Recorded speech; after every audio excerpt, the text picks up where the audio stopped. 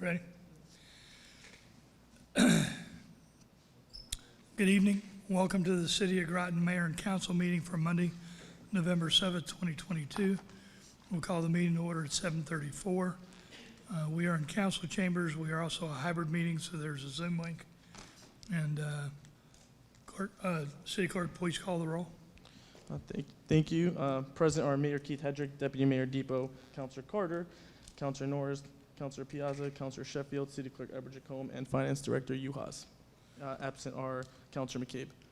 Okay. Please stand and salute the flag.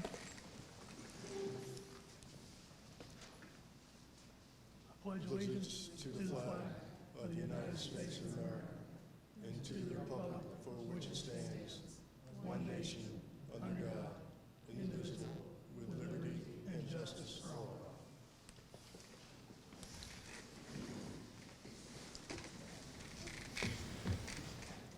Next item on the agenda is recognition awards memorial. Anyone from the council? Okay, we will move on to citizens petitions. Before we move on with citizens petitions, the way this is written here says 5 minutes. In our rules, it says 5 minutes, but it also says we can change it by majority vote of the council. So it says Rule 3, items C and D shall provide for memorials, citizens petitions, comments according to state statute. A citizen's call may be presented orally or in writing. All presentations by citizens under this rule shall be limited to a 5-minute period unless otherwise indicated by majority vote of the council. I would like to get a recommendation from the council based on the number of people present to speak that we reduce the number from 5 minutes to 3 minutes. Can I get a motion? Motion to move it to 3 minutes. Okay. Is there a second? Second. We have a motion and a second. Is there any discussion? Deputy Mayor Depot. I just want to make the comment, I know that some people are here and probably have their comments timed to 5 minutes. I just want to make sure that everyone knows that you can submit your comments. They can go into the record. You can give them to the clerk if you have them in writing, and you can send them to the rest of the council. I know a lot of people here have also sent them to the council already. I am honestly kind of on the fence about doing this, but if we give everyone 5 minutes, we'll be here all night. And I think we have had a public hearing and several chances for public comment. So while I don't love the idea of limiting it to 3 minutes, I do think it serves the community best not to have our meetings run late into the night. And again, I would say if you don't have time to finish your comments, please make sure to get them to the clerk and they will get them to the rest of the council. Thank you. Are there any other comments? Hearing none. All in favor say aye. Aye. Opposed? Abstentions? Then the motion carries. So we'll go to 3 minutes. So we're in a portion, this is receipt of citizens petitions comments. Receipt of citizens petitions is a portion of the council meeting where the council welcomes comments from citizens. To address the council, please sign the sheet on the table in front of the meeting room. When you're recognized, please approach the podium. Clearly state your name and address. Each presentation should be limited to 3 minutes or less, and citizens should, if possible, submit emailed or written comments. Presentations should be limited to matters pertinent to the City of Groton. City councilors will only ask questions in order to clarify the speaker's presentation and can respond during response to citizens petitions portion of the meeting. Okay, with that, Clerk Jacome, do we have any, how do you want to do this? Do you want to do the Zoom first or the list first? Your call. Does anybody on Zoom would like to speak?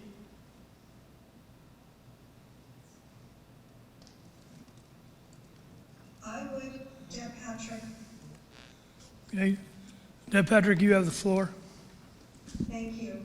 For the record, Deborah Patrick, 8 Mellow Avenue, City of Groton. I just want to say that I am in favor of tonight's resolution for the May election to continue with a question. The fact that you've added that into the resolution. I find that that is probably the way to go. That's just my opinion, but hopefully it will pass. Thank you. Thank you. Anyone else? Okay, Does not appear so. then we will go with the list. Michael Boucher. Thanks. Wasn't prepared for 3 minutes. Don't appreciate being cut short. 16 Hillside Avenue. I hold here a receipt from the United States Department of Justice, Federal Bureau of Investigation. They had to come to my home to obtain evidence in a criminal case because that evidence was unable to be supplied by the city of Groton and should have been supplied by the city of Groton. Don't have time to talk about it now, but we'll talk about it later. Branford Manor. Some of you have stated, like Councilor Carter, if you had known 5 years ago, this situation would have ended. Councilor Depot, I was very disappointed, but you had voted twice to not support default back in May and September. Obviously, I'm hoping all of you know the extensive damage to the tenants and their property and their lives. And I think all of this reached a crisis level back in November 9th, 2019, or 2018, sorry. I don't have time to read it all, but let me see where we got those papers at. I guess the most important one is from dated November 9th, 2018. People are drowning in mold. I received a voicemail from 667 this morning. She has questions, don't know what to do. There are also other units with mold issues that, to my knowledge, up to this day have not been resolved. In Building 33, 74, in Building 82, Building 19, Apartments 131, 133, 135, Building 33, 68, 58, 66, Building 9, 75, and 81, Building 74, 314, Building 40, 188, and many others. Walt also addressed the issue, saying he was getting lots of complaints about Branford Manor and mold issues. This was dated the same time, November 9th, 2018. He wants to have the city attorney involved or the state housing prosecutor. And I'm sorry I have to simplify this so much because of my time cut. So what I'd really like to know is, based on all the things that happened in the very long history of all the trouble at Branford Manor, when were council members informed? Obviously, Keith knew the whole time. He had very detailed information. But your support was needed, and it seems to me you guys were totally left out of it. That's what I have to assume at this point. Correct me if I'm wrong. Jumping forward, we have an issue with a chairperson on a city board. It concerns a number of police reports based by the victim, mostly on harassment. I would like this investigated. I don't know why we would have somebody on a city board as a chair with this type of activity going on. I probably have 7 police reports on me. Don't have time to go through them all. I expect more in the future, but I'll give you a quick rundown of some of the statements. 8/9/2021. Upon arrival, this officer spoke with the victim. The following information was given by the victim in a verbal statement. Stated she had an ongoing neighboring problem with the chair of the board. Stated that she does not feel safe at her residence. Another report. This one from 9/1/2018. This is a policeman talking. Upon arrival, I walked up to the front door of the chairperson, knocked on the door. A white male answered the door, who identified himself as redacted of the above residence, and said, "I can't believe that bitch called you." Later on, he was informed that the Jablonskis did not want him. Oh, sorry, I mentioned the victim's name. He did not want the victim did not want him on his property and to stop applying rat poison on her property. That was a complaint there. Also, this officer observed that the individual was agitated and yelled toward Jablonski when he saw her outside.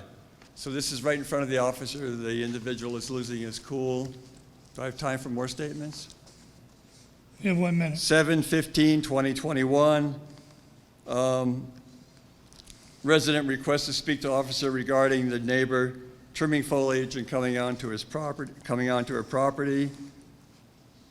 8/29/2021, caller states her neighbor at, and I won't say the street, is swearing at her. Oh, goodness. And I think I'm going to leave it at that. There's just too many reports to go through in this matter of time. As far as the voting goes, I strongly support any voting that is inclusive and gets people out to vote. You talk about presidential elections, a lot of people come out to vote. It's an important day. When that doesn't happen, people don't come out to vote. I think it's important the city links itself with other time periods where there's voting for other reasons. Having a select little vote does not work well for the citizens I'm mostly concerned about, and I'll talk about groups like Branford Manor that are really underrepresented. I live in a very fortunate community Okay, your time is where we up. always get our way, and to the point where we have a park. Your time is up, Do we please. have a park Your time is up, without Mr. even a Boucher. park sign because people feel it might attract others? Your time is up, It's Mr. Boucher. It's horrible. Thank you. Who's next? We have Doris Pulowski.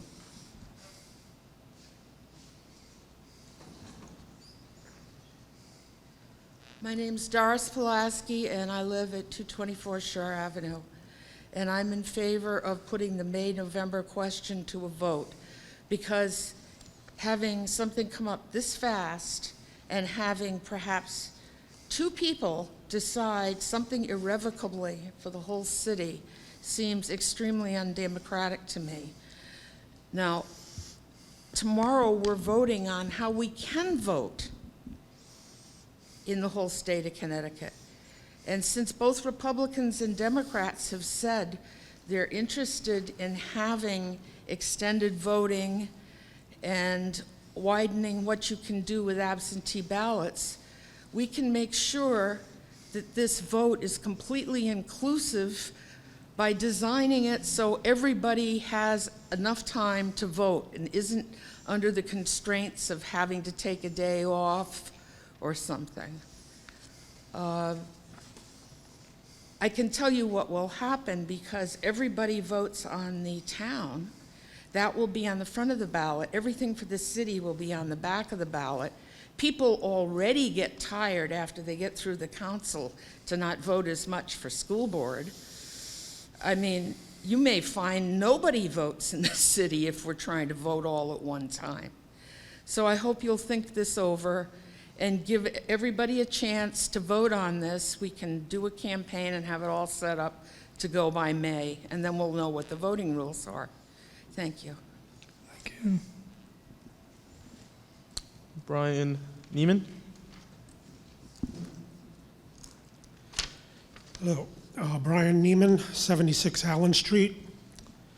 I would request the council vote to approve the resolution to hold city elections in May 2023 and add the question to the November 2023 ballot in order to get the opinion of city voters as to their preference. Per the State Public Act, this option is available to municipalities, although the process was skewed against retaining May elections by requiring a 3/4 votes by the council to approve rather than a simple majority. This is an issue that should be decided by the voters. If the change to November is allowed to occur simply by default, not only would it make the public hearing of October 24th meaningless, it would also send a message to the voters of the city that their opinions on the matter are irrelevant. This would not be a good precedent to set. Thank you. Thank you.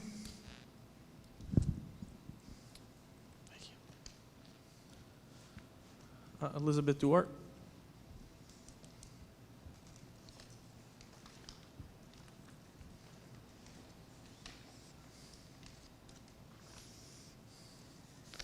Hi, this is different in the auditorium, so I'm glad I did write down some words. You at the council, you know how I feel about the change of the election date for the city.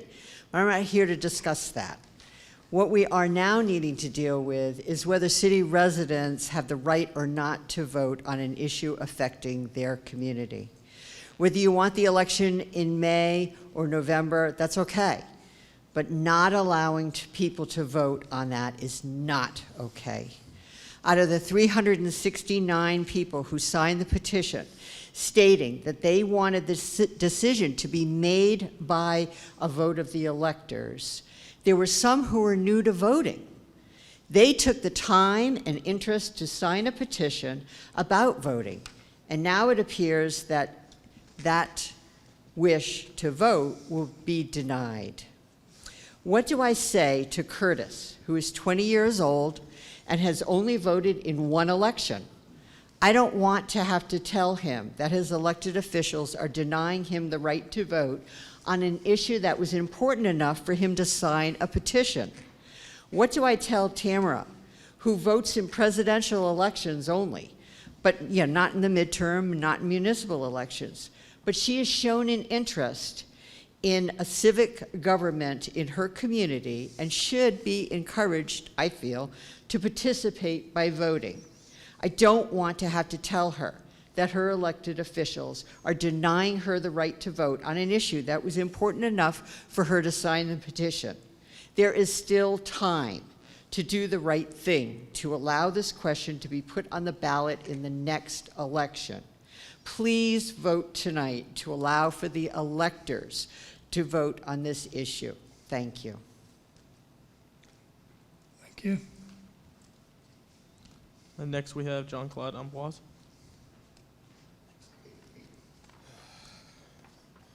Good evening, Mayor and City Council. Jean-Claude Amboise, 169 Shenecasset Parkway.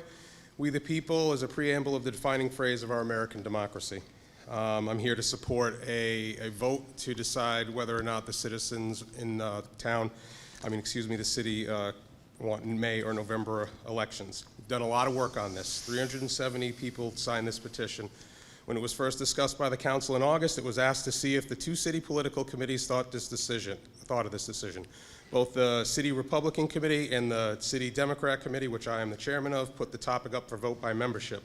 This data clearly showed by Democratic votes both committees wanted elections in May. However, this data was discounted by some as not sufficient because it did not take into account other voters in the community. So the community went out and asked and gathered 370 signatures from unaffiliated Republican and Democrat voters in all our diverse areas of the city. They asked the council to allow the people to vote on this issue. During the last week since the public hearing, even more community members have come and asked to sign this. However, the substantial data was still insufficient and ignored by some councilors, citing the 11 people who spoke at the public hearing and a few folks that were texted or spoken to at a local sporting event. Without these voices being verified and put to the public, I don't see how this data outweighs what we, the people, put out there and supported.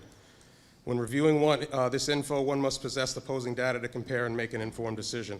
The comparable data supporting the switch between city municipals is thin at best. The data from constituents supporting the state-mandated switch to November is accessibility, inclusion, and equity. This already is happening in May elections. Another data point was increased voter turnout, which already happens at a higher rate in May than in November. Some people may think that going out to vote once a year is better. However, this is not data supported considering the recent trend locally of holding primary party primaries, which does not happen in November. Is there data to support such a radical change of 100 years of precedence in the city?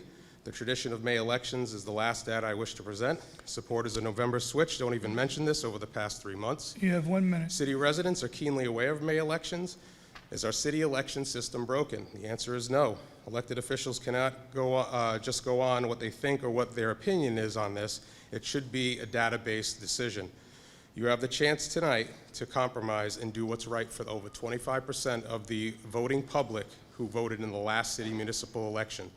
We spoke up, we signed a grassroots activist-based petition and delivered it to you. Please don't ignore our voices. Make the right choice for all of us. We the people deserve a right to vote. Thank you. Robert Zuliani.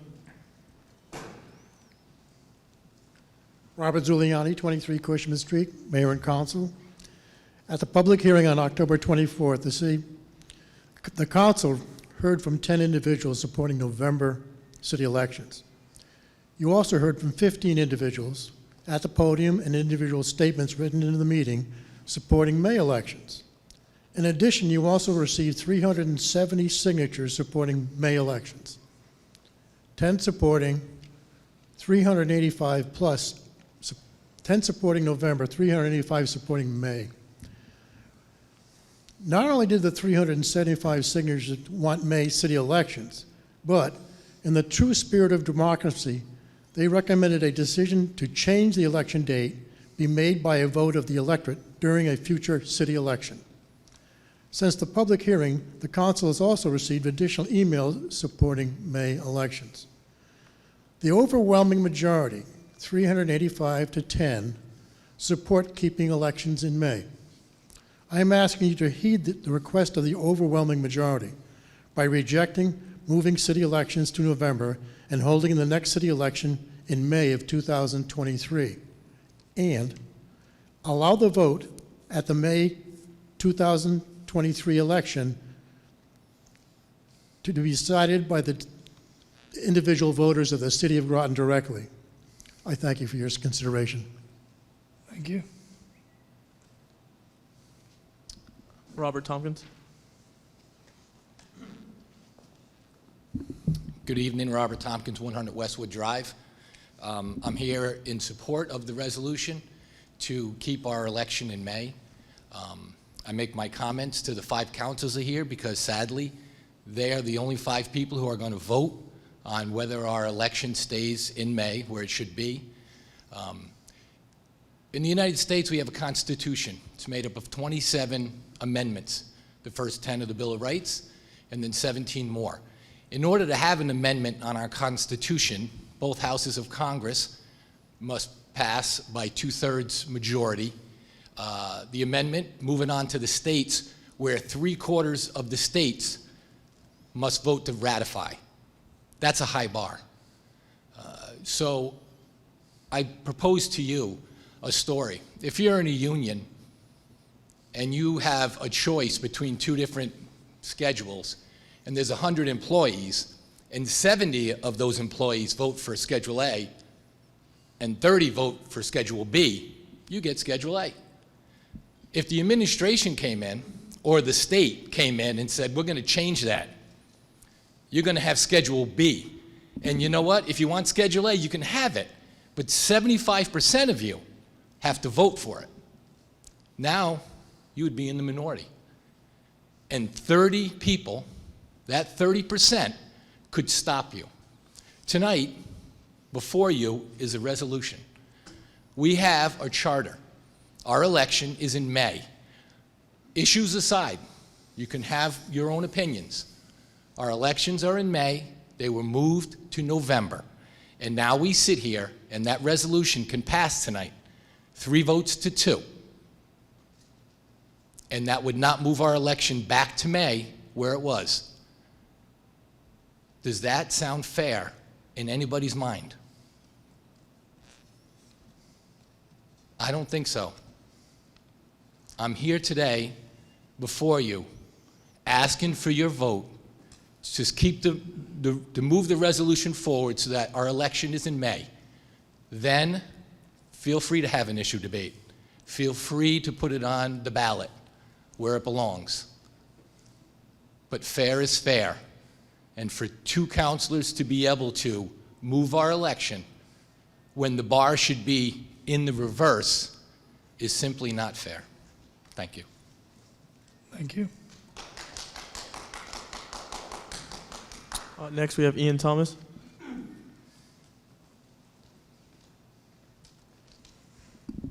Good evening, Ian Thomas, 24 Jefferson Drive. Just a couple of things here. I did send an email to the city clerk, mayor, and the council as a whole, so please put that into the record. Probably not going to get to all the details in my list.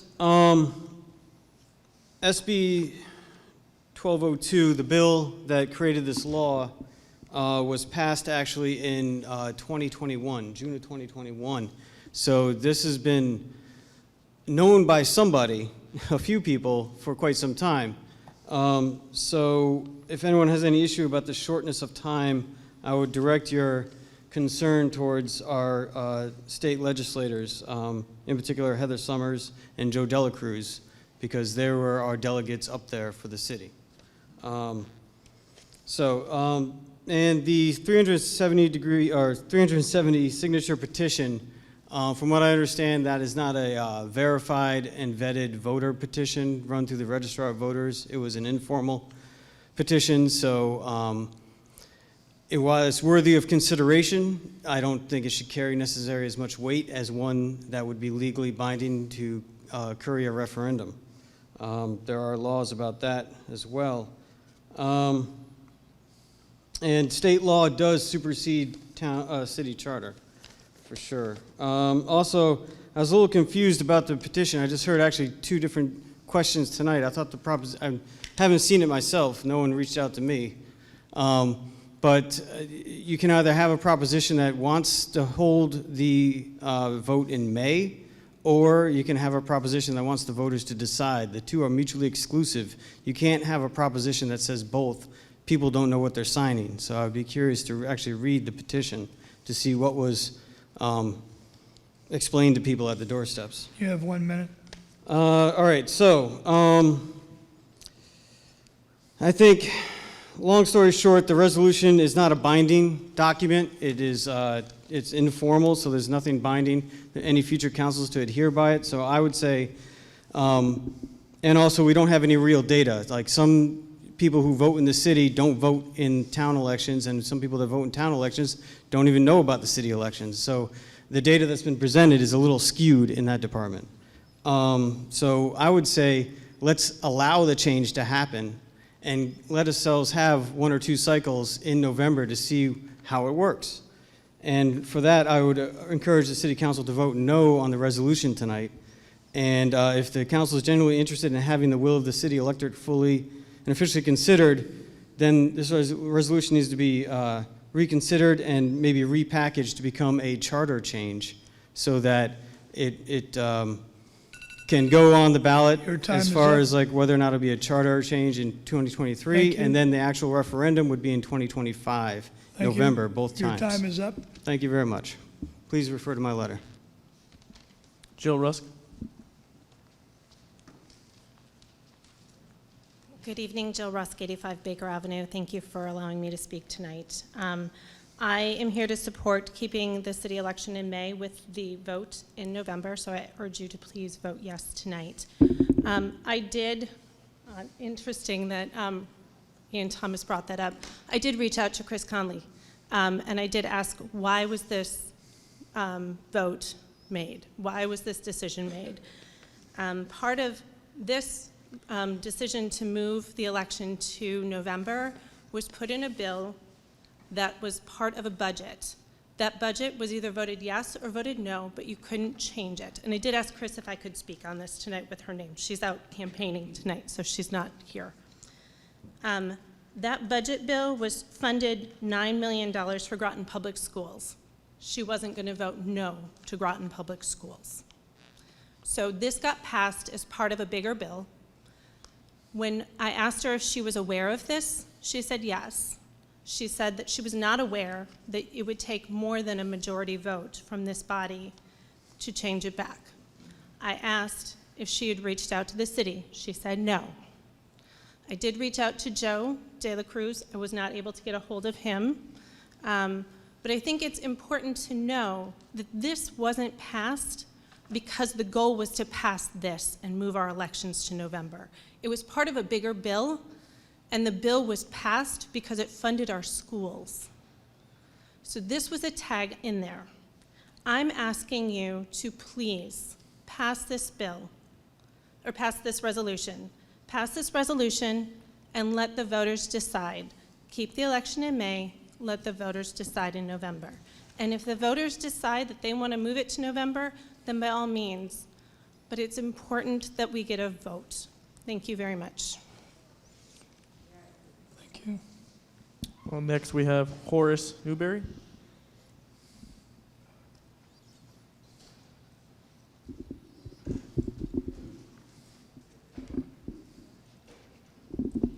Horace Newberry, Thames Street, Groton. I've been a city and borough resident for my entire life. And as far as the May election, I think that's an excellent time. A person has to sacrifice half an hour of his time to come and vote. Now, the people that come are going to be interested in the city of Groton.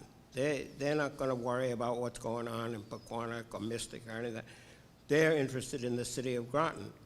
Now, if you go to townwide elections, you're going to be a lot of people that, city residents that don't particularly care. They're just there, and they'll say, wow, I have to pay 2 taxes. Why don't we abolish the city of Groton? And that would lower my taxes, you know. I mean, that's the way some people think, or don't think, I guess. But I think keeping our separate voting day is a very good idea, and it's good for the city of Groton. Thank you. Thank you. Next, we have Dane Stevenson.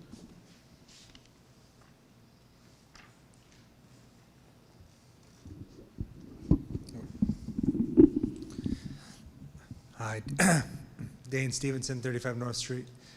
I spoke at the public hearing. I won't rehash a lot of that. I kind of just wanted to sum up some stuff.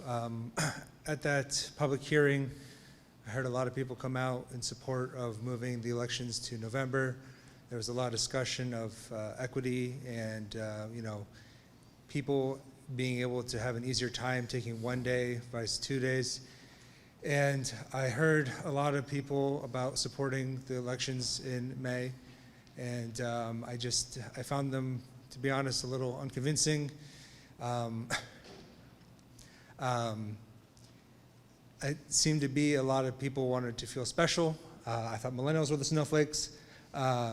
So it just seemed unsupported by data. And trying to remember what my thoughts were here. It just seems to me that you know, all these points about education, when these things were put into place, the internet wasn't even a dream. Now people have access to more information on their phone in 2 minutes than someone in their entire lifetime back then, right?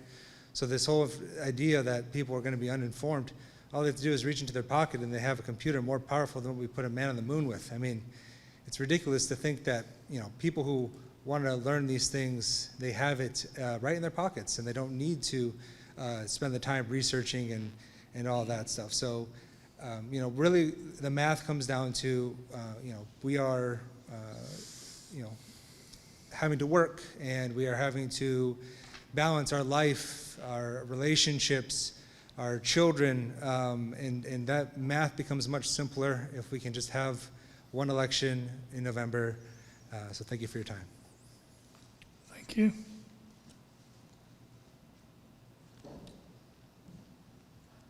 That's all that signed up, Mayor. Is there anyone else in the room who would like to speak? We handle second. I think so. That's it. That's all. Well, Rob? Well, I think you already spoke. He spoke. Have we done this before? Well, we've let people sign up a second time. Okay. We've what's that? Okay. Then everyone was given it 3 minutes. We'll leave it at 3. Is there anyone who has not spoken who would like to speak? Okay. That's everybody? Correct. Nobody on Zoom. Okay, thank you. All right, this will end the receipt of citizens' petitions. Response to citizen petitions comments. I want to remind the council that this is not a back and forth with the audience. It is not a back and forth between each other. So one of the challenges that other councils have had is they start a debate, and they start to get in a conversation, you violate FOIA. So if you have a comment, have your response, and then we're not going to get into a debate or discussion. All right, with that, I will open the floor for response to citizens' petitions. Deputy Mayor Depot. I just have a few clarifying questions for you. Do you want me to use, okay. There was a comment made, let's see. Oh, about the votes. Because there's one counselor missing, we still need 4 votes to pass a resolution tonight. Is that correct? I just want to make sure that's correct. Second thing is that we have an ethics board, correct? Correct. If a resident has a question about about a member, an elected official, or a member of a committee or commission or board, if they have a complaint, the appropriate avenue for that complaint would be the ethics board, correct? Which is why we have that? That is correct. Okay. I think that's it for my clarifying questions.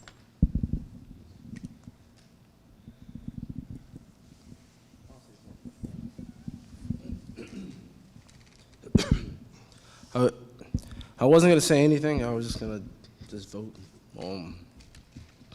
I feel the need to because I took this seat. I come to love. I respect a lot of people here. And I respect everybody's opinion here. And I feel that I need to speak on it because I know harsh decisions that we make here, it could get people to think of it in a different way, right? Over the last couple weeks, I've heard people talk about me.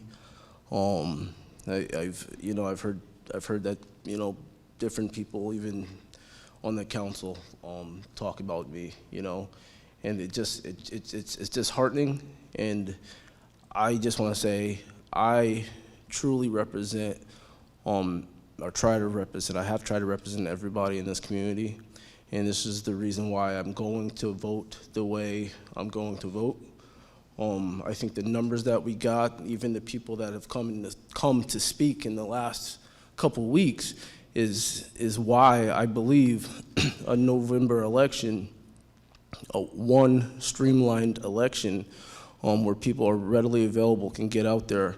It's clear that people don't have the time, either the time, money, working, they can't come here. And I know that it is clear that everyone here, everybody that I know here is definitely going to vote, whether it be November or May. I've waited for several weeks for some type of reason to hold it in May, and really all I've heard was since 1903. I mean, in 1903, lots have changed. Women weren't even allowed to vote in 1903, so it wasn't even a clear representation in 1903.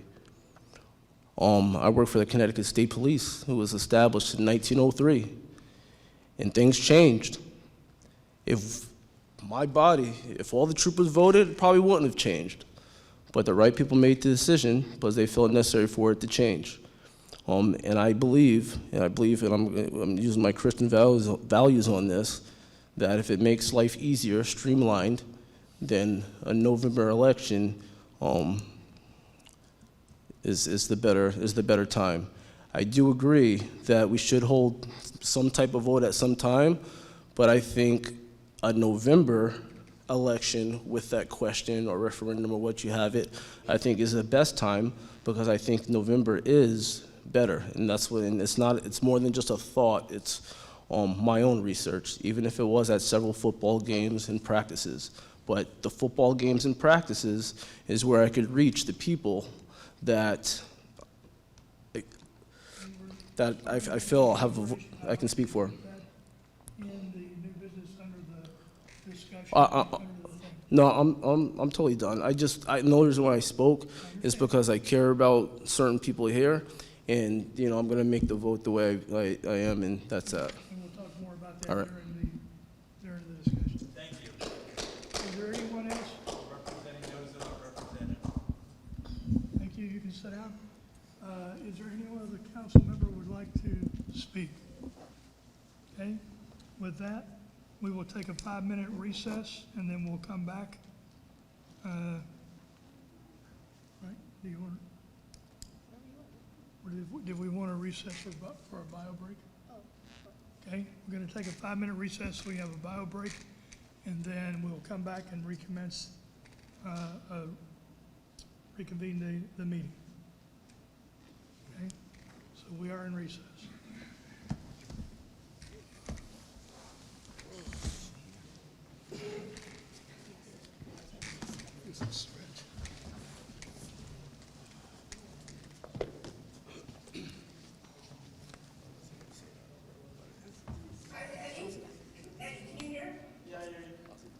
We can't actually hear hardly anything that's happening. It's a little unfortunate because of the TV. Acoustics in here aren't the best. I think what we can do, I'll try to point you towards the council or what's talking.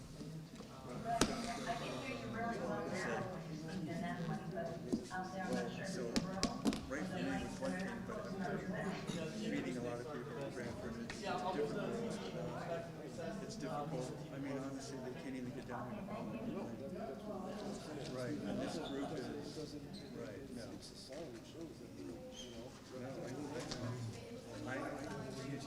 Would you guys realize? I was on the phone with Christine Conway. People hate to say it, because I wonder, but you can't even put a font size on a city park because it attracts. Yeah, we confirmed, the attorney said that it was the first time they I have. Channel 2 stream at all? They got to get a signature referendum as far as I know. Right, everyone is, right? You know what, I'm still learning, because I'm in a neighborhood that doesn't get everybody else. I'm in my living room, so I have my laptop for the Zoom, and I just have my TV on channel 2. Anyways, I know you have to put up a lot of It's on live on channel 2. You were surprised. Congratulations. No matter what you do, I respect that you brought up change. That was nice. That was good. You, I know. I know you hate it. You're for everybody. I help London County clerks, and I try to include everybody when it comes to Florida. Sure, legislature made it difficult. What's up? Yeah, the legislature. Yeah, that's what I'm doing. That's what I'm doing. We didn't change anything. It's only changed. You know what I'm saying? It's only changed. We just not changing that. You know what I'm saying? Another thing, and I forget to say this, is we didn't change it. It was already changed. Yeah, it's already changed. I'm just not gonna change it back. Yeah. You know what I mean? No, I know. Most people are saying, I support the news. We're gonna vote to change. I don't vote to change it. It's already been changed. Yeah, it's already been changed. I agree with the change. You know what I mean? I think we both understand why a group of people want it the way it is. That's the city we live in. But anyways, just yeah. So they come to my house because they're getting evidence for the Kentucky Derby, and they wanted a meeting tape.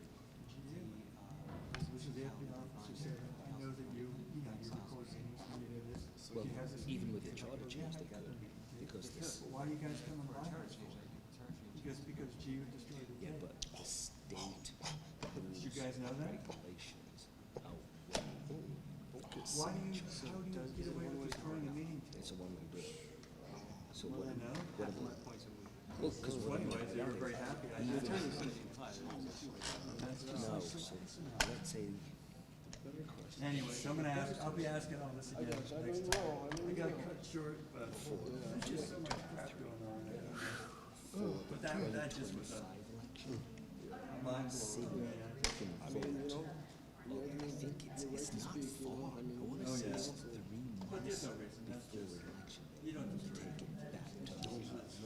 That's your bad, but that doesn't surprise me.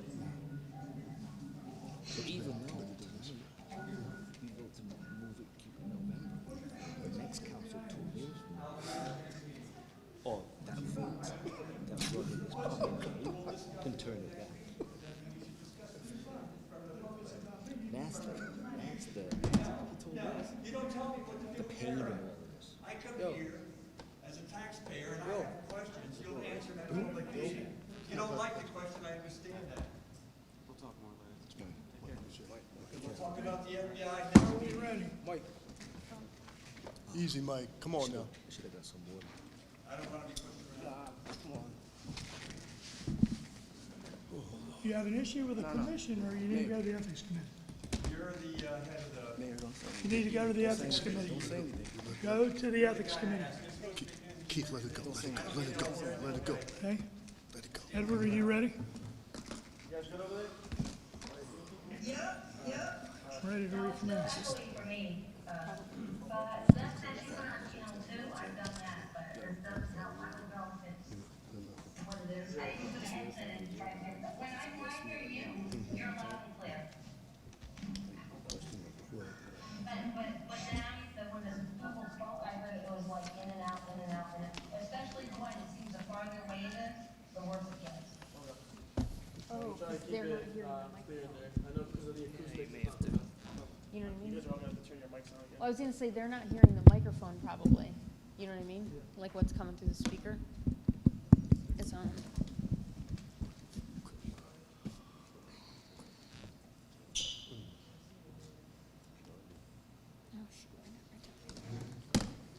All ready?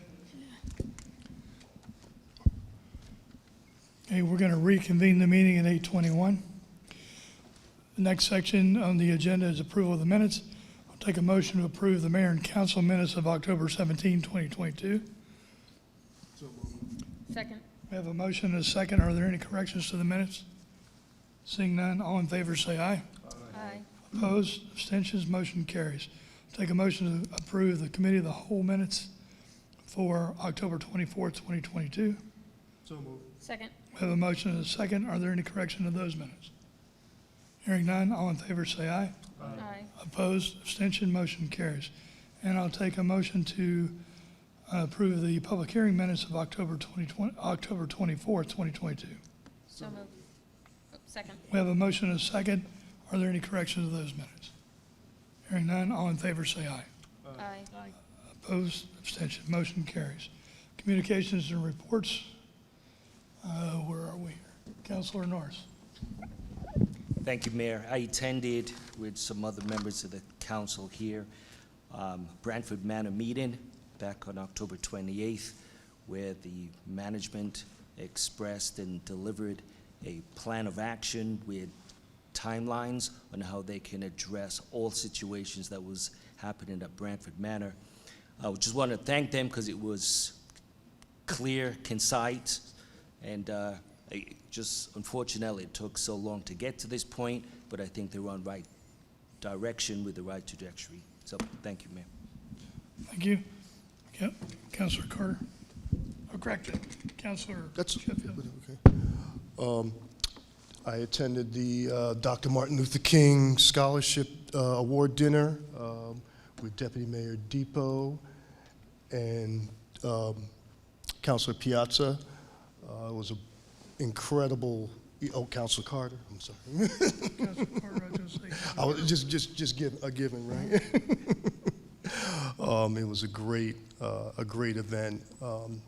I cried pretty much almost for every scholar that was there, along, and Christine could share that as well.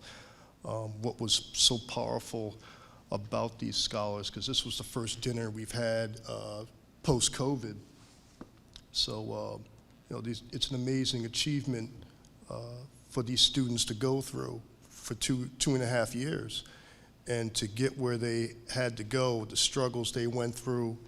And what impressed me the most was their strong faith in God, the belief, these kids, how spiritual they were, Some were Muslim, some were Christian, and they all had that same faith and bond towards God, and it was beautiful. And their families, how the struggles they had to go through there. It was a wonderful evening. I was fortunate to meet Congressman Hakeem Jeffries, another great leader in the Congress. It was a blessing to have him there to support the scholars as well. And Joe Courtney was there also. So it was really a special night, and I was proud to be there. And I think that's all for me. Thank you, Councilor Carter. Just, I did attend the Martin Luther King Scholarship Award, and it was a good time, like always. It was good after a couple of years of COVID, and it was a good experience for them to come back after 2 years, so. That's great. Councilor Piazza?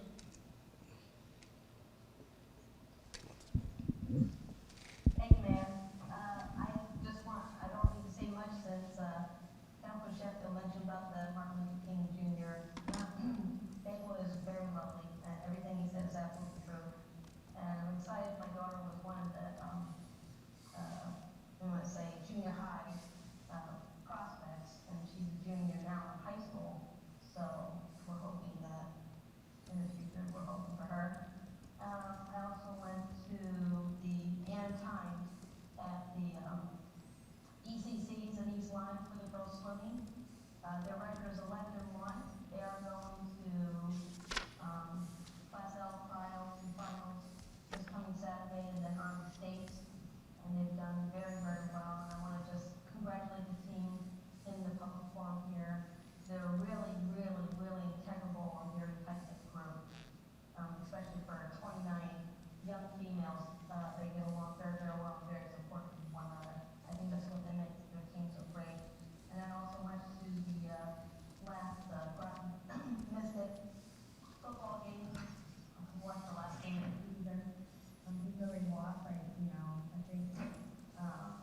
was good to see them on the field and playing, and hopefully keep their spirits up and go on for the next season. Okay. Deputy Mayor Depot. Thank you, Mayor. I attended the Martin Luther King Jr. dinner.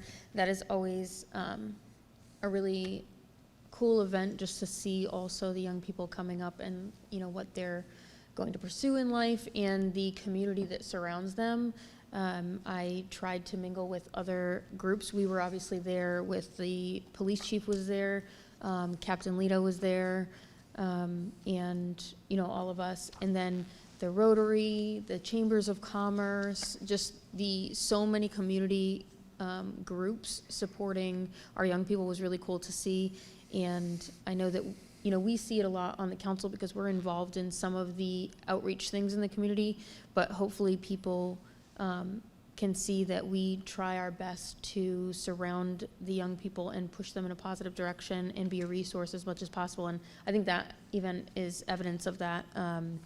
Just the attendance is always incredible. On October 28th, I volunteered at the food box distribution. Another great event. We gave away tons of food. I want to thank the United Way for coordinating that every month. I do want to point out that the food box distribution for November is on a Monday because Thanksgiving kind of messes up their schedule. So Monday, November 21st is the food box distribution this month. And again, if you cannot make it to that food box distribution, please contact the mayor's office or myself, and we will coordinate delivering a box to you. I think I only did 7 or 8 boxes last month, but I've done up to 12 or 13. So if people, either I've delivered to people with COVID, if you have COVID and you can't come to the distribution, if you are just disabled and you can't make it, any reason, just let us know and we will make sure that you get food. If you need food, we can also connect you to Human Services and they have food available as well. On that same day, I attended the meeting at Branford Manor. Also, I want to agree that, it's taken a long time But the plan that has been presented, including the staff, there's new staff and new contractors in place, and this is new. So the mayor has been asking for a plan, a detailed plan from related companies, and they have now provided a plan. And they are communicating more often with our building inspector and the health inspectors. So I'm hopeful that things will be moving in a more organized and more productive manner. And I think we're seeing evidence of that. I know that the mayor's office has sent us several emails keeping us updated. But they had a whole chart with zones, a clear organizational plan, as opposed to kind of a loose plan that they had before. On November 1st, I attended here in the municipal building in council chambers. I attended the Emergency Operations Center drill. And I just want to thank all of our emergency personnel, including Chief Tompkins. I don't know that people realize how much preparation goes into being in this area, in the zone of Millstone. But the fire department is in charge of making sure that we have the iodine that we need to pass out. The police department has to be prepared for any traffic issues. Our public works department has to be prepared for downed trees, and our utility department as well. There's a lot that goes into planning for an emergency, and it is very clear to me, I've been to several of these drills now, that our department heads and our staff is well prepared. And I think, I just want to make sure that residents know how much work they put in to making sure that if we have an emergency in the city, we're prepared for it. So thank you to all the staff for all the hard work that you do. And I want to thank the staff that rearranged this so that we could fit everyone for the public meeting. I know there has been, in my experience from people I've talked to lately, there's been a bit of an uptick in COVID, so I'm happy that we're in a bigger room with the number of people that came for public comment today. And I know that Sue Thoreau and Edward Jacome and Sean Greeley got together today to rearrange this room for us, so I want to thank you guys for putting in that effort that you don't usually have to do and getting the Zoom set up. I think it's better when we can accommodate more people like this, when we know there's going to be more people. So I just wanted to say that I appreciate that. I did get many emails. I got many emails regarding Brantford and many emails regarding the elections. And so I just want to make sure that people know that we do read those. And I know the mayor had provided us with some letters here. Are you going to read those during communications and reports, or is this just for us? We'll make sure they go in a record. Correct. I would include them probably in the minutes and permanent record. Yeah, we will. And unless specifically stated, unless they explicitly message me stating that they wanted to be read out loud, then I would do so. All right. Okay. Do you have, okay, go ahead. I was just going to say, because I know some of these are duplicates of emails that I have already read, and I know some people who aren't able to be here. I thought there were some that asked if we would read them out loud. So I just want to make sure that we honor that for people who are either too ill or out of town and wanted to have a say, that we're making sure that we are at least reading these, because I know not all, I don't know that every one of these emails was sent to every one of the counselors. Okay. That's all. All right. Clerk Jacome? I have two correspondence that I received, specifically stating that they be read into the record. One from Jackie Massett at 78 Brandegee Ave. I'll go ahead and read it. Good evening. My name is Jackie Massett. I live at 78 Brandegee Ave. I cannot be with you in person, so I have asked City Clerk Jacome to read this into the permanent record. As someone who has worked at the polls in various positions over the years, as someone who took the exam for election moderator, passed and was certified moderator, and finally I was married to a registrar here in Groton, I feel confident that I am reasonably qualified to speak to the issue of changing our city elections to November at the same time as the town election. Unfortunately, I feel that some of the people who spoke at the public hearing obviously did not do their due diligence. They use the word disenfranchised as their main argument for changing the date for the city election to November. Being inconvinced is not as being disenfranchised. The status that governs our election process is the state of Connecticut ensures that everyone who wants to vote can vote. While I cannot speak for other municipalities in Groton, town, and city, one disfranchises themselves by choosing not to vote. To install needless fear in folks to get your way is wrong. The lady who stated that she doesn't like taking 2 days off to vote obviously does not realize that she can vote by absentee ballot, sitting at her kitchen table, and she can drop the completed ballot in the drop box at the municipal building for the city election or in the drop box at the town hall for the town election. Folks who need a ride to their polling place can just call either party's headquarters and someone will come and give you a ride. An official petition signed by 370 residents, over 10% of the city's population, who you represent, asking that you allow this to go before the citizens of the city through a referendum. I suggest that this, in time before the referendum, that you arrange some information session in order that the citizens can make an informed decision. Thank you. And another piece was from John Claude Amboise. He said, "Good evening, Mr. Mayor and Clerk. I respectfully request these comments be read into record at tonight's meeting. Also, please forward these comments to the city councilors. Good evening, Groton Town Councilors. Transparency and accountability have been a consistent war cry by several members of this community. I am emailing you today to address some items that are lacking full transparency and accountability in our community that our residents should be aware of. I support the decision made by both the city and town to hold related affordable in default. The residents of Branford should not be living in such deplorable conditions. It is my hope that the property management company solves the major issues in the housing complex with the support of the city, town, state, and federal advocacy. The first item for clarification on is this. Since late May, early June, Councilor Bordelon and Baumgartner, both city residents, had communicated that they were integral to supporting a group of Branford Manor residents in trying to form a tenants union.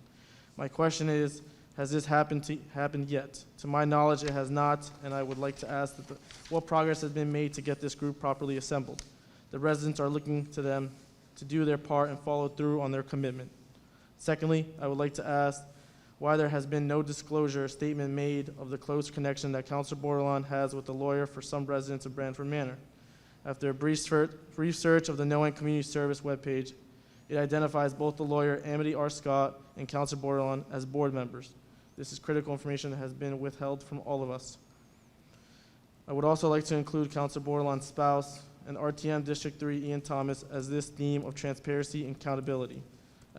At last September's City Council meeting, I witnessed him speaking at length with their attorney for some of the residents at Branford Manor. As the mayor stated at the meeting, to hold related in default, we are seeing some town elected representatives actively working behind the scenes to cause possible financial harm to both the town and, most importantly, the city. We all have a right to know what is going on behind closed doors. I have also discovered that a local state legislator that represents a portion of the city of Groton works for the same law firm as the Branford Residents Council as well. I do not know if this information has been disclosed or discussed to Groton residents or the city of town council.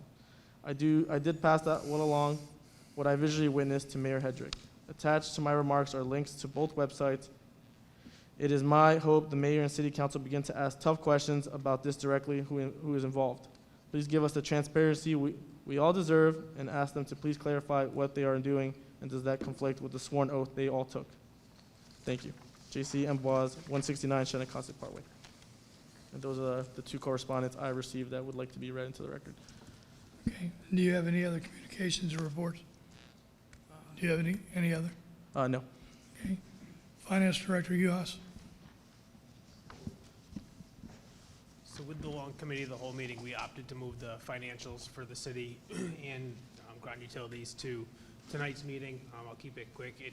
This is the end of the first quarter of the fiscal 23, so we just kind of wanted to give you a quick summary of where everybody's at. So if we look at the city side from the general fund, you'll notice that most all departments are right around or above the 80% spend mark, so in line with where they should be on a fiscal year to date, with the exception of a couple, which I'll hit very quick. Citizens participation, which is only 7.8% remaining, and that's due because that's for City Day, so that event has already taken place. The next one is Parks and Rec, is at 62.75% remaining, and that's obviously due to summer programming and the timing of the events for the Parks and Rec. The next one is the general insurance, which is 37% remaining, and that's just due to the timing of the first insurance payment, and there's a big installment that goes out in July for that, which takes up most of that budget.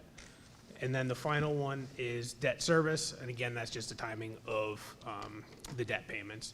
But all the departments as a whole are right around, like that said, 85% mark. So there's nothing at this point that anybody looks like they're out of line. Then we'll switch over to the Groton Utilities. So we'll start with the electric division, which is page 6. Total electric revenue year-to-date is 15.2 million versus a budget of 14.1, or 1.1 million above budget.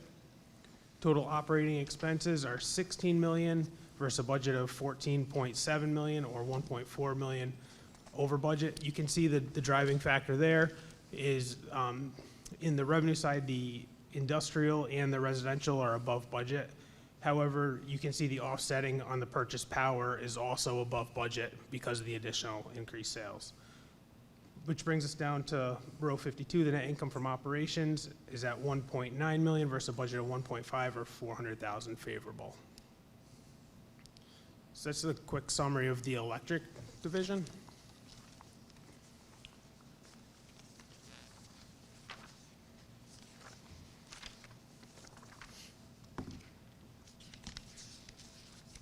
And if we'll flip to page 12, which is the water.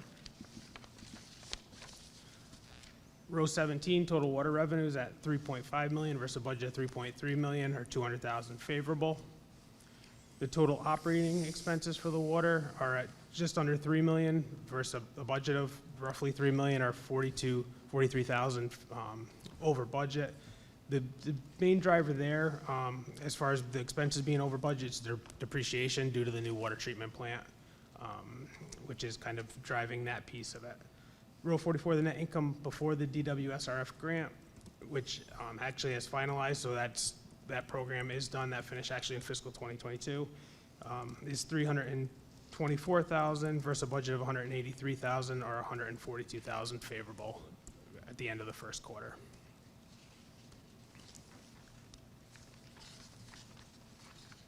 And then finally, if we flip to page 17, the sewer division, row 15, the total sewer revenue is just over 1 million versus a budget of 1,050,000, or 45,000 under budget. Again, that's driven by the industrial, with the major customer having the deduct meter. Operating expenses, row 26, is at 772,000 versus a budget 914,000, or 143,000 favorable. And net income, row 37, is at 153,000 versus a budget of 48,000, or 105,000 favorable. So that's the update for the sewer division at the end of the first quarter. Any questions on the utilities? Okay. I just want to clarify, Mayor, for the record, any and all letters, correspondence that was received that we have collected will be included in the minutes. Absolutely. Those that, if I would, when I left work today around 4:40, and if anything was sent after that, I do not have. I apologize, but that will be included in the minutes as well. Okay. Thank you. All right. Anyone else? All right, a couple things.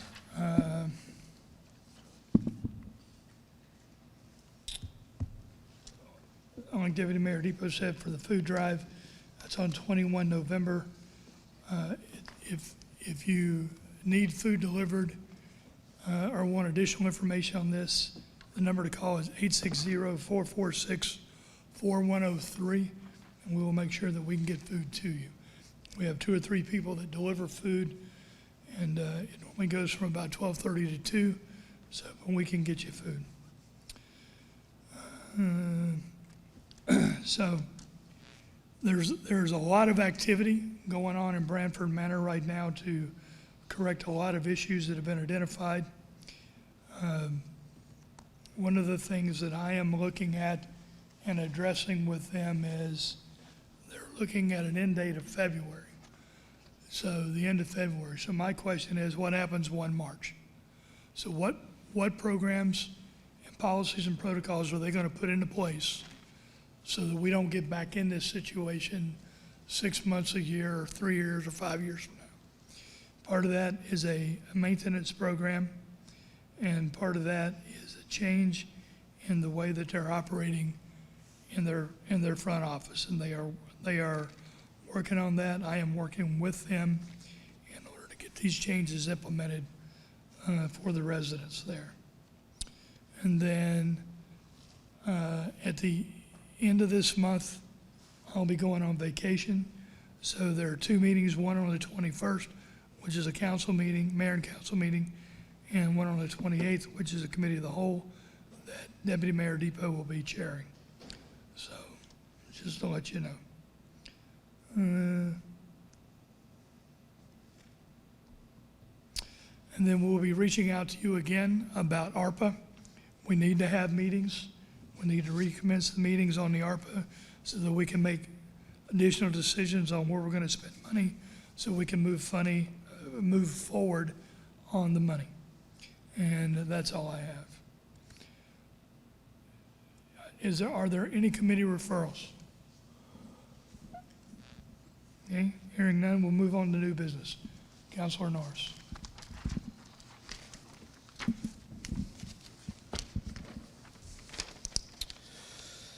R22-10-123. Therefore, be it resolved that the mayor and council approve to hold municipal elections on the first Monday of May in odd-numbered years. Additionally, to add a question to the November 2023 ballot to solicit an opinion from the City of Groton electors regarding when they preferred elections to be held. I so move. Second. We have a motion and a second. This has been discussed many times during the committee of the whole. I will open the floor for discussion. Is there anybody who would like to speak?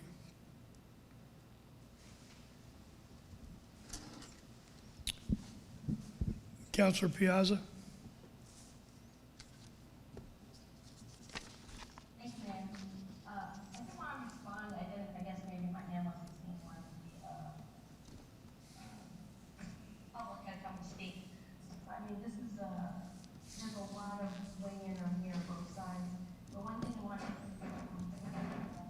like on the general had said, 7% you had people in a job, 70% said this, 30% said that, and the state came in and switched it. What think is going to happen? My only thing with that to say is that we don't have a full 100% count, 70%, 30%. If we had, then it would be totally understandable why we moved out of that. That's just a statement I wanted to say. Okay, thank you. Anyone else? Deputy Mayor Depot. Thank you, Mayor. I have many things to say. I have gotten a ton of correspondence. I have been out and about and talked to a lot of people about this issue. I have kind of made a list of some of those things, so I just want to kind of run down a few of the arguments on both sides. Both sides have made the argument that it's too confusing. Elections are always going to be confusing to someone. I know that I actually, at my job, have printed ballots, sample ballots for a couple of people because they either haven't voted in many elections or haven't voted recently or have never voted. So, you know, I think it's our job as elected officials to make all elections less confusing because there is no measurable threshold for that. So to me, that's kind of, every election is confusing to someone. So I think that's kind of not a good argument on either side. Again, I think it's our duty to make them less confusing, let people ask us questions, be out there in the community, and make it easier for people. The argument that it would be more cost effective to have elections in November, it may save us a couple $1,000s. And I know we had some residents have argued that that couple thousand isn't worth it, couple thousand is worth it. The thing is, we have not actually found out how much because, that would take more time, and the registrar hasn't given us that information. But even the registrar said she would have to hire extra people if we were to change it to November, so the cost savings would be minimal. I also think that ultimately here in the city, we have a Freeman's meeting on the budget. The people get to vote on our budget. So if the people are voting on how we spend our money, then we should let them vote on whether or not we spend it on an election. If they want us to spend money on election, let them say that. I think that it behooves us to put it on the ballot just for that reason. The charter says we vote in May. It's been brought up many times. State law supersedes the charter. That is correct. However, there's a reason we have a charter, and the people have come out. We've revised the charter before. We've had charter revision commissions. I think that while state law supersedes the charter, I think if we are to move the election to November, we should set it up the way we would do a charter revision, because it's that important. It is a big deal, and while it may not matter that in 1903 or when it became the law, what the circumstances were surrounding that, we should let the current electorate decide what our charter should dictate. I think that if we are to change the election, the charter should match state law. We shouldn't have it different to where you have to go to state law to interpret what our charter actually means. I think that many people have expressed that opinion. If we're going to change our elections, we should change it in the charter as well. And that would require a vote of the people. The argument that more people would vote in November, per the Registrar of Voters, that is not true. More city residents vote in May elections than November elections. However, we don't know that those are all the same people. It could be that, this 500 people votes in May, and 300 of those and 200 different ones vote in November. We don't really know that. We can't know that. The only way to know how all of the electorate would like us to vote is to put this on the ballot. Let's see, the next thing. So one of the arguments that I've heard and I've discussed with residents directly outside of meetings is that when we're told about voting, we're told voting is in November. That's true. However, there are also primaries, special elections. We have Freeman's meetings where residents can come vote. The way we get people out for those is education. And I think that all of us up here, if the argument is that people don't know elections are in May, I've never had one of my colleagues say we need to do more education, more door knocking. In the last election, we ran unopposed. The mayor ran opposed. And none of the councilors were out knocking doors to make sure people knew that the election was in May, except for me.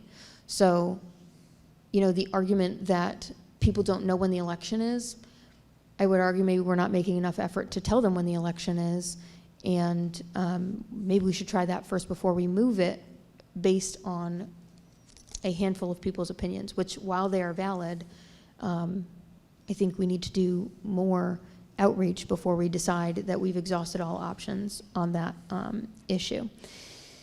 There are currently 4 political committees in the city and town. So if we combine our elections, are we giving the town committees permission to have a say in city elections? Is that how we want things to go? Because it probably will be the direction. The town committees will probably push on the city committees to help find candidates, which in my experience with the city committees, just like we, the city, want to be separate from the town, they want to be separate from the town and have their own will and their own candidates. And I think that will cause conflict. That's not, I don't think, alone a good enough reason to not move it, but I think it's worth input. The idea of do it in November and see what happens is an insane idea to me.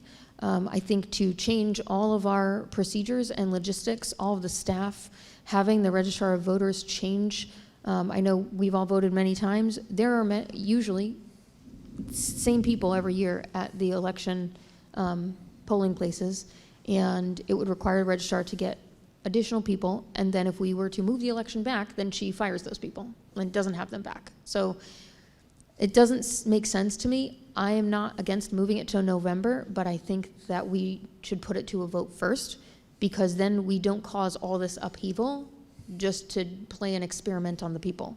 It seems kind of silly to me. The idea that we represent people that don't vote. We do represent people that don't vote, and so do all the people who do vote. That's how representative democracy works. The people who show up and the people who vote represent those who don't. So that is how we got our seats, is the people who actually did vote, the people who actually did show up. And I don't know if the rest of the council looked through this petition, but the idea that this petition might be not good enough or not scientific enough, the people who signed this petition are from every neighborhood in the city. There are many recognizable names in here from people who vote all the time or come to public comment or don't vote. As we had some people say, some people haven't voted yet, and they still signed the petition because they're for having elections in May.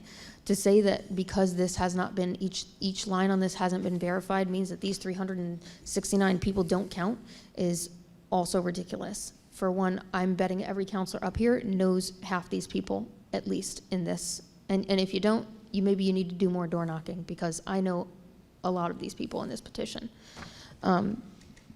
The petition statement, there was a comment made about what the petition statement says. I would like to read that. It says, "We, the undersigned residents and electors of the City of Groton, request the City of Groton Council to maintain the long-standing tradition of holding municipal elections in May and reject changing the date to November. In the true spirit of democracy, we also recommend that any future decision to change the date of the city's municipal elections be made by a vote of the electors during a future city election." Not only, obviously, the members that signed it want the election to stay in May, but they're also in favor of letting the people decide. So they're admitting that if the people decide to move it to November, they're fine with that as well. But the point is to put it to a vote before we change the election, just the 6 of us, and tonight there's only 5 of us, so even less. The idea that the state mandated it, so we should move it. And again, yes, the state law supersedes our law. However, as we heard tonight, our state representative did not vote this through because she wanted this to go through. She voted it because she wanted funding for the schools to go through. And we did, our committee chair, for a Democratic committee at least, and I'm not sure about the Republican committee, but I know that the Democratic chair in the public hearing said that he did reach out to all of our representatives and hadn't heard back. We only have just now heard back from one state representative on why she voted for it. And, I think we can rely on the opinion of the RTM moderator. She's a reliable person, and she got permission from Representative Conley to state that opinion at our meeting. And I think that changing our election based on that, considering that Representative Conley acknowledged that she didn't realize we would have to have a supermajority. She thought we could just vote to change it in our regular process, that only 4 people out of 6 would need to vote that through. I don't think it's fair for us to change it on the residents. And we didn't have a lot of time. Yes, this law was passed a long time ago. None of our representatives reached out. We didn't know about it until it was, late in the summer. I think late August we found out. And I repeat what I said last time, 90 days-ish to me is not a lot of time to make a decision this huge.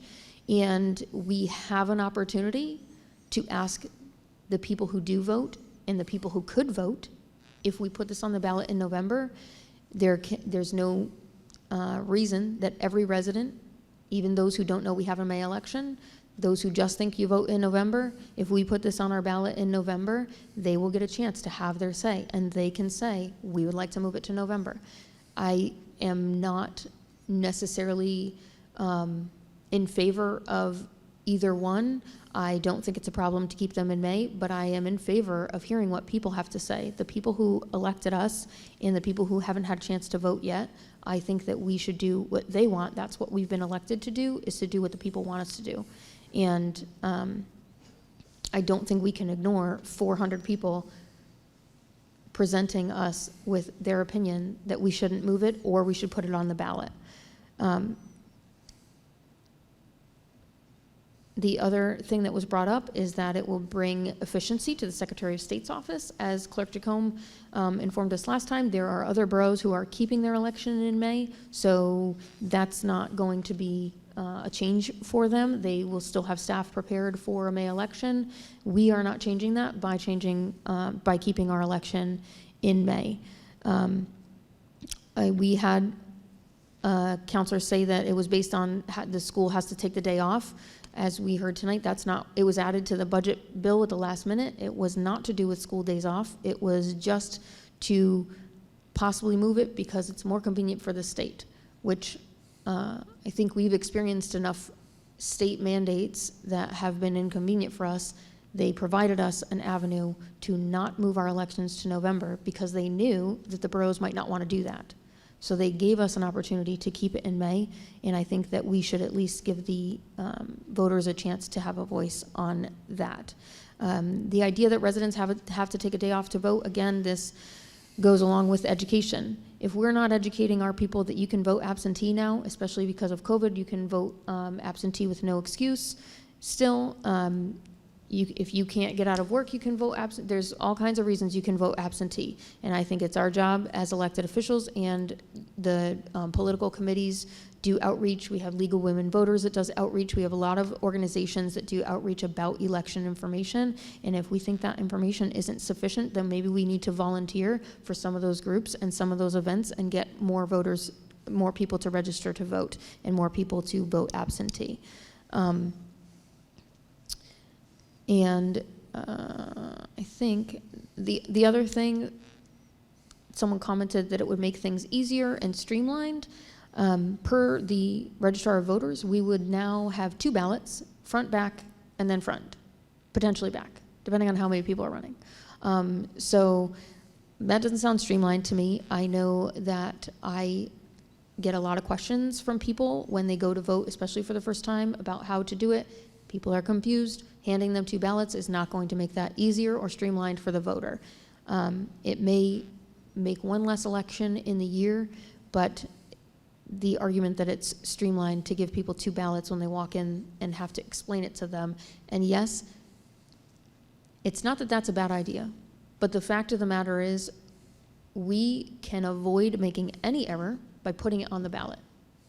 There is no potential for error if we put it on the ballot and see what people actually want.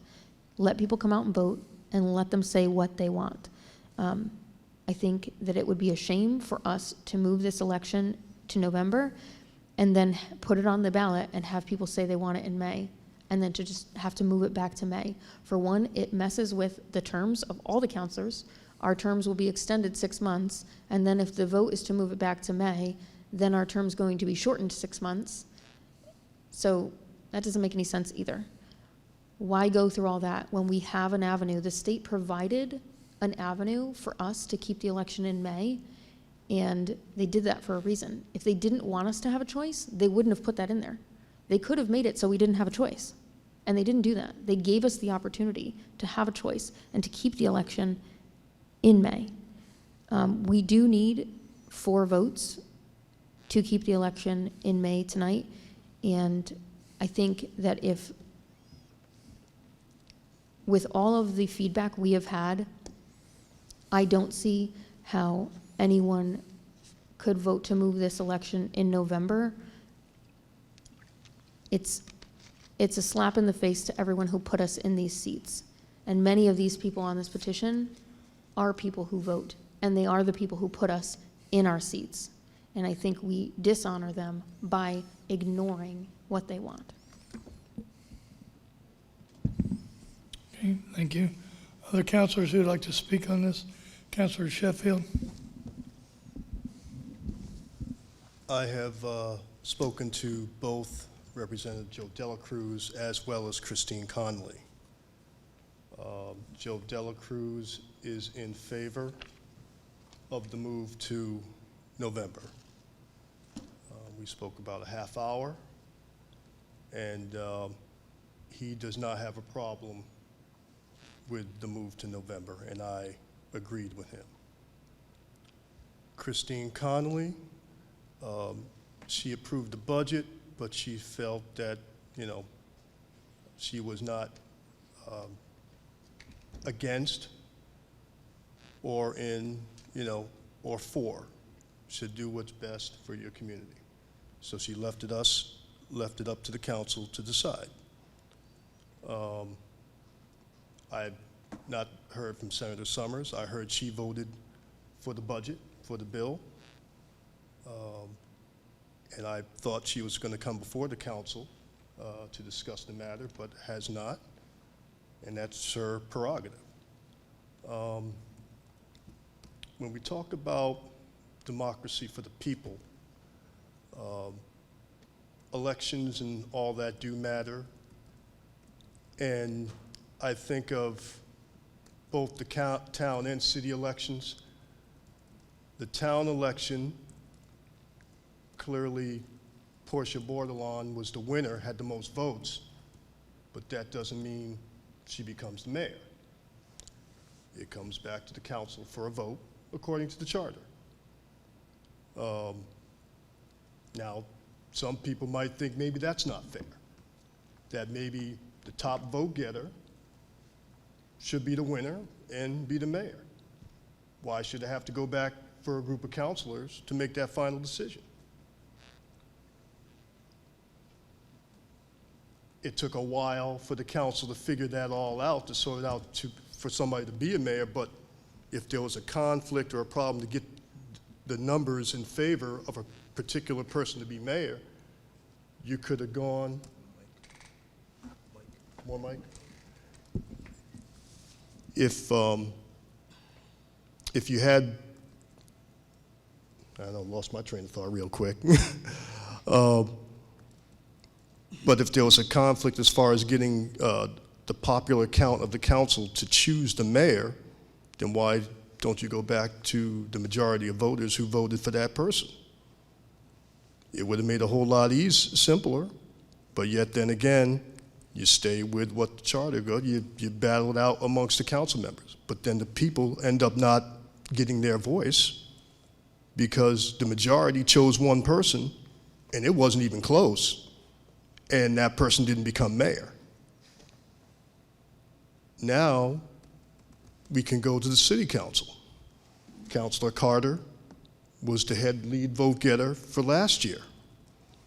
Should he automatically be chosen deputy mayor? No, it goes back to the council.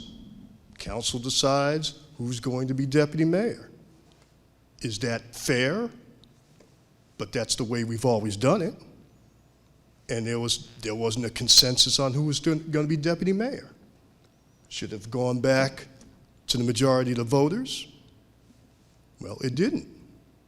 So in a lot of cases when we talk about the people have spoken, it doesn't work out all the time. And in this case, with this voting, again, the state legislature made that decision. We didn't make that decision. And sure, I think Mr. Tompkins is correct. It should be, okay, maybe the majority should, and not having a super majority say, have to say yes or no. But that's what the legislature gave us. And I don't, like I said, I don't disagree with that premise, but this is what has been given to us. And then maybe, again, a better explanation from our legislators would maybe expedited things a little more effectively.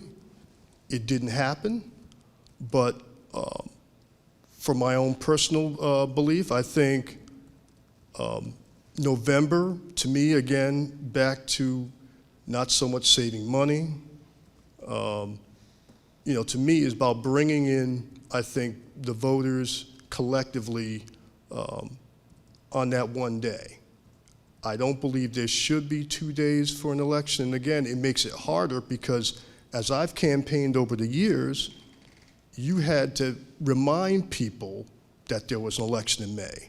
And not that it wasn't enjoyable. I mean, I enjoyed doing the door-to-door, But that's that outreach that Mr. Neiman talked about. And because, like I said, not all the time we go out and campaign. We weren't able to last year for certain reasons. And that's where, you know, when you knock on doors, you're reaching out to that community, you're letting them know that, you know, that vote. But once you stop doing that, once you stop the campaigning, then people lose sight of all that. But always election day is always there in November. People automatically see that and say, hey, it's our day to vote. They, you know, you get the day off, the schools are closed. It makes it a simpler process as far as I could see. But I mean, I respect the history of the city, and I love the city. And I love, you know, the commitment to engagement with all of us. Like I said, City Day is the greatest communicating day, I think, in New London County, you know. But we got to get better at it, I think, is bringing more people involved in the process, I think. And I think not enough is being done to bring us to that path. And I think the November election brings us better to that than May does. And again, it's nothing against May itself, but I think that's where we should, you know, focus on more so, to bring it all to one day. We don't inconvenience the schools to where, again, if the elections are at the new elementary school, you got the security issues of people going in and out. It's a different time than years ago when people can just walk into a school and it's no problem. But it's not that way anymore. So, I mean, you have to think of those type of logistical things as well. So that's all I have for right now. So. Okay. Councilor Carter?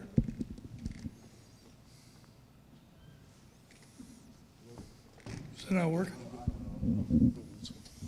I guess it's late, too many overtime shifts. Just real quick, I had to write my stuff. You know, there's a lot of stuff said, and yeah, I've yet to hear, I mean, in my opinion, a valid excuse to change it to May, because again, the change has already been made. We're voting to change it to May. So I just want to remind people that I did not vote to change it to November. And that's, I think people may be getting confused. The change was already made by people that we elected. So that's for starters. Secondly, 1903 is a long time. It is a long time, and I think it's such a long time that in 2022 we shouldn't be reminding people that an election is in May. It's time for change. It's time to see if November is going to work. That's common sense to me. The other thing is, I want to speak on what you said about being the top vote getter. You know, I remind you, it's the last two elections I've been the top vote getter. Not to toot my horn, but I say that because I was never interested in deputy mayor. You know, I was elected to take a seat on council, not to hold a title. And I'm here to speak for everybody, right? So with that said, I think myself, and I think you've also been up at least one election, been the top vote getter, right? And I think that's because of we do represent certain people, right, that come to the polls, right? Both Democrat and Republican that come to the polls because we're on the ballot.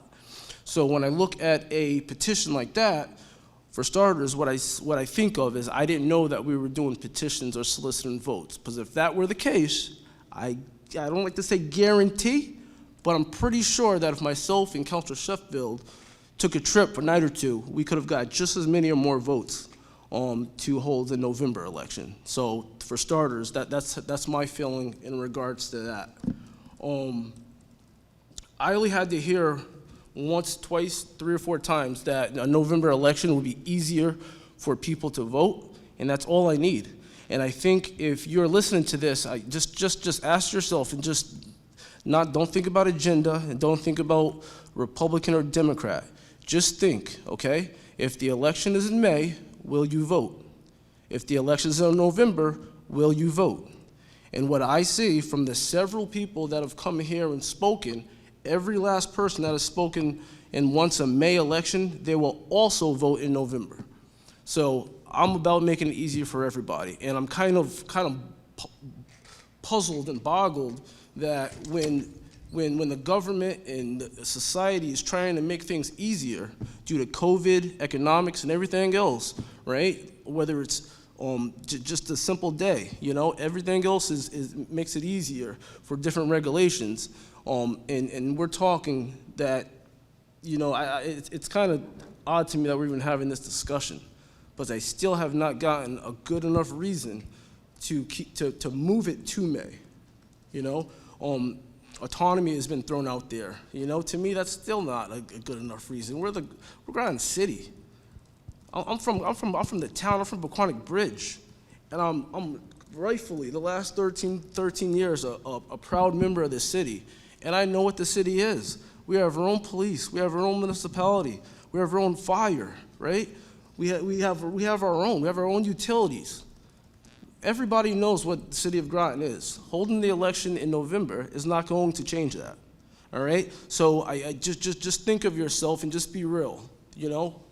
Is our government going to prevail? Is it going to continue? Absolutely, it's going to be.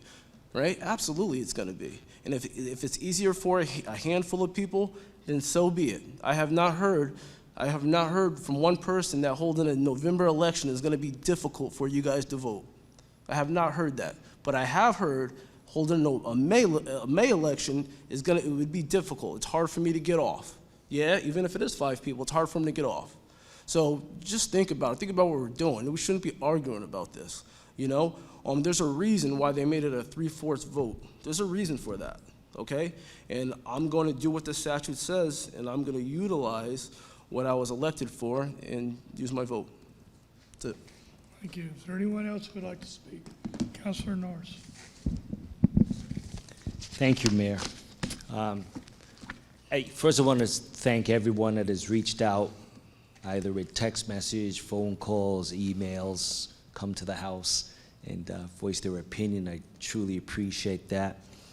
Over the past week, I've traveled pretty much from Stamford, Connecticut, all the way up to Springfield, Mass. And I gotta tell you, there's a lot of people that know Groton City now. They really are talking about Brantford Manor. They're asking me questions about when we get a vote. So at the end of the day, I truly hope that we remember a couple of things. Groton City is unique. Groton City is special. We lose that if we don't help each other. So I hope no matter which way this vote goes tonight, that we all remember that we finally get to the end as one community. We are not 2 communities.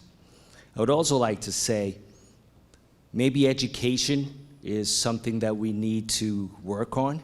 So I challenge both the Democratic Committee and the Republican Committee to help get the word out when election day is.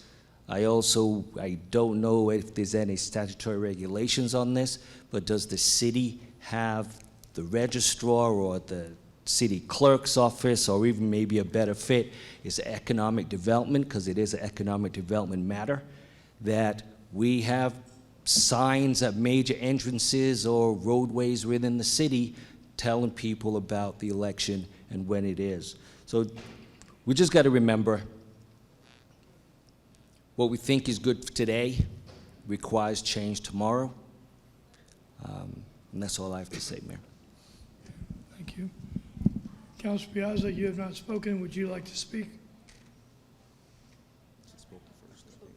Oh, she did. Okay. Never mind. You're right. She did. Okay. Is our Deputy Mayor Deep. I just want to make a few additional comments. I know it's been brought up that the change is already effective, but according to the Public Act, the change is effective on 1/1/23. So the vote is to keep the election in May before it changes on 1/1/23. there's a reason they made it a 3/4 vote. We actually don't know that reason, and Representative Conley even said she doesn't know that reason. She wasn't prepared for that to be the vote. So we have no idea why they made it a 3/4 vote.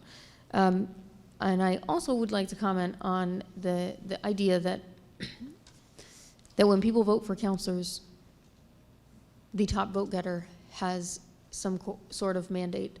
If we think that the top vote getter should be deputy mayor in the city or in the town be the mayor, people should vote directly for those positions.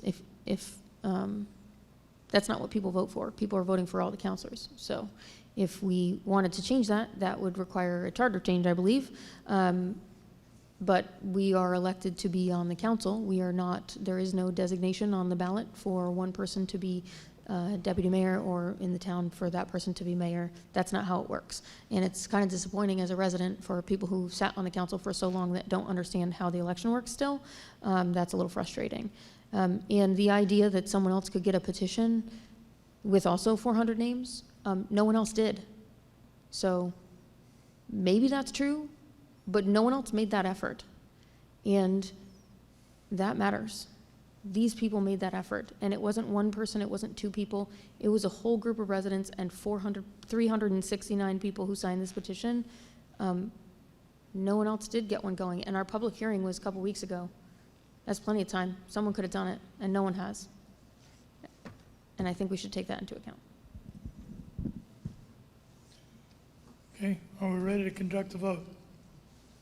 All right, with that, what I'm going to do is I'm going to do a roll call vote. Councilor Norris. Aye. Deputy Mayor Depot. Aye. Councilor Sheffield. No.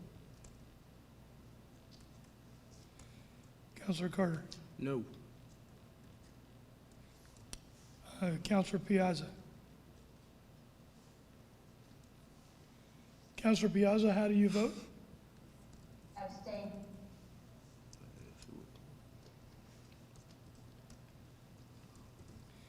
Okay, the vote fails 2 to 2 to 1. Yeas were Norris and Depot, nays were Sheffield Carter, abstain was Piazza. Okay, moving on to the next resolution, Deputy Mayor Depot.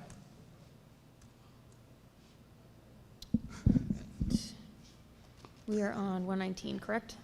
That is correct. Mayor doesn't vote. No, you can't vote at all. Hold on. I can only vote in a tie. Well, first of all, the tie would be 3-3, and you can't get 3-3 with 5 counselors, right? The abstention is not a yes vote, it's not a no vote, it's a non-vote. And even if I did vote, you wouldn't have 75%. Right? So, It's not 3/4 vote. This doesn't mean it's tied. It's not Well- 3/4 vote. He can't vote anyway. You can't vote anyway. He can't vote anyway. It's only for the council. You gotta make sure that's clear on record that he well, can't anyway, vote. we're moving on. Well, no, let's make sure that that's clear on Yeah, record, right. that you can't vote. Because you can't vote. It's only for the council. For this statute, Make it's it only make the that clear. He council. knows that's clear. You can't vote. Well, it doesn't matter if I can vote or not. We No, don't but have- it's So important, put this on we record. have a 2-2-1 vote, so it does not pass. That's what's important. But we had somebody ask a question about you voting, But we so don't- but to that's people the thing. listening, it might not be clear. Well, It might not be a but valid we're count. not, this is not an engaging of the group. I understand, Mayor, but I'm saying there's people listening, so we have to make sure that Point there's of a order, clear Mayor. vote. What's that? What's your point of order? Councilor Carter does not have the floor. Okay. Deputy Mayor Depot. The statute, or the Public Act, says that it is a vote of the legislative body, and in our charter, it does provide the opportunity for the mayor to break a tie in a legislative vote. However, in this case, even if he broke the tie, it would not reach the threshold to pass, so it doesn't make a difference. But I believe according to our charter, if it was 3-3, the mayor would have a vote and it still wouldn't pass because it's not 75%. Still wouldn't pass. It says you have to have 75% affirmative vote. We do not have that. Okay? 22-10-119, Deputy Mayor Depot. Thank you, Mayor. Resolution R-22-10-119, therefore be it resolved that the mayor and council authorize Groton Utilities Management to issue a purchase order to three-phase line construction, 35 East Industrial Way, Suite 202, Rochester, New Hampshire, for an amount not to exceed $206,566.63, including a 25% contingency to purchase high-side steel for the Buddington substation construction as part of the Eastern Connecticut Transmission Project to be paid from transmission lines 1410, 1280, 400 Buddington Substation Bond Fund Project. I so move. Second. We have a motion and a second. This was discussed during the committee of the whole. Is there any additional discussion? Hearing none, all in favor say aye. Aye. Opposed, abstention, motion carries. Councilor Sheffield. Resolution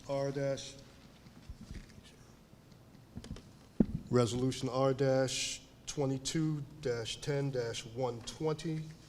Therefore, be it resolved that the mayor and council authorize Groton Utilities Management to issue a purchase order to Barnhart Crane, 25 Mill Street, Middletown, Connecticut, not to exceed $81,818.00, including a 10% contingency for the relocation of the 1X spare transformer from the operations complex to the Buddington substation to be paid from the transmission lines 1410, 1280, 400 Buddington Substation Bond Fund Project. I so move.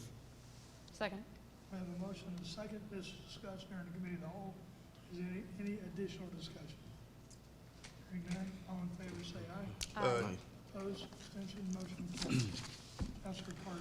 R-22-10-121, therefore be resolved that the mayor and council authorize Groton Utilities Management to issue purchase order to Mountain LLC, 52 Farmview Drive, Suite 201, Gloucester, Maine, right? Yeah. A preferred vendor for an amount not to exceed $290,400.00, including a 10% contingency to support the Groton Utilities and engineering of pole attachments, pending Groton Utilities receipt of application and payment for such work to be paid by the customer. I so move. Second. We have a motion and a second. This was discussed during the committee of the whole. Is there any additional discussion? Hearing none, all in favor say aye. Aye. Opposed, abstention, motion carries. Councilor Piazza. Thank you, Mayor. Resolution 22-10-122. Resolution that the mayor and council authorize Groton Utilities Management to issue a purchase order to Integrated Security Group, 19 Tuttle Place, Middletown, Connecticut, a preferred vendor not to exceed $106,980.00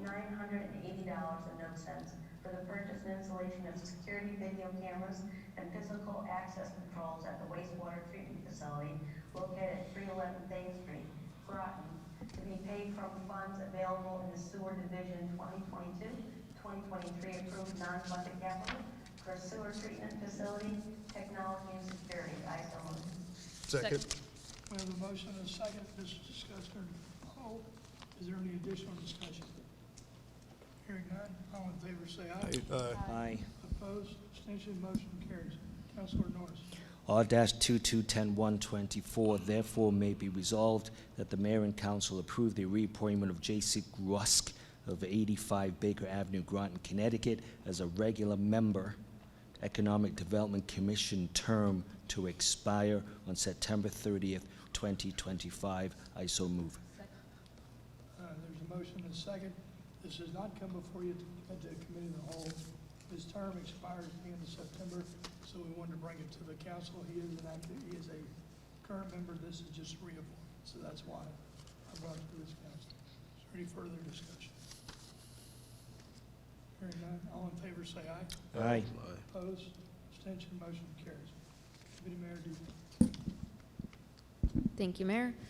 Resolution R-22-10-125. Therefore, be it resolved that the mayor and council approve the reappointment of Margaret Hirsch, 144 Broad Street, Groton, Connecticut, as a regular member, Economic Development Commission, term to expire on September 30th, 2025. I so move. Second. We have a motion and a second. This is the same situation. Expired at the end of September. Okay, any further discussion? Hearing none, all in favor say aye. Aye. Opposed, abstentions, motion carries. Councilor Sheffield. Thank you, Mayor. Resolution R-22-10-126.